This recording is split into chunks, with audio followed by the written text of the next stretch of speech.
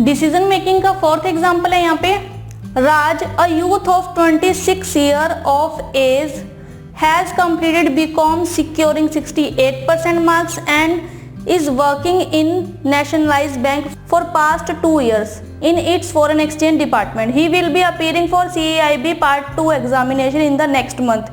He has problem depositing ₹25,000 with the bank. First यहाँ पर राज की एज हमें पता है कि 26 ईयर है, यानी कि जो डी कंडीशन है वो यहाँ पर फुलफिल हो रही है। उसके बीकॉम में 68% मार्क्स है, तो यहाँ बीकॉम में हमें 65% चाहिए, तो जो ए कंडीशन है ये भी यहाँ पर फुलफिल हो रही है। फॉरेन एक्सचेंज डिपार्टमेंट में 2 ईयर का एक्सपीरियंस है उसे, तो यानी कि यहाँ पर जो सी कंडीशन है ये भी फुलफिल हो रही है।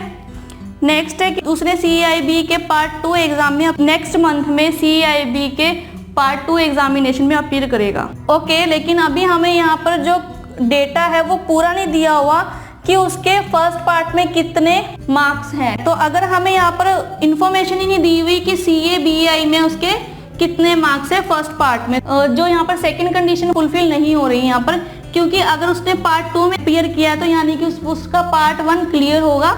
ठीक है, तो जो उसका एक्सेप्शनल केस है यहाँ पे 60% मार्क्स वाला, ये भी हम लोगों को क्लियर नहीं है।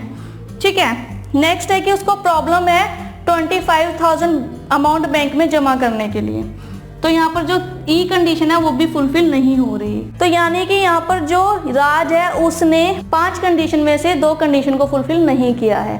ठीक है, तो यहाँ पर इसका आंसर होगा option E, candidate is not to be selected. हमें यहाँ पे कुछ भी एज्यूम नहीं करना, जो हमें यहाँ पे डेटा में पहले से ही मेंशन है कि उसके पास क्या क्या कंडीशंस हैं और क्या कंडीशंस नहीं है।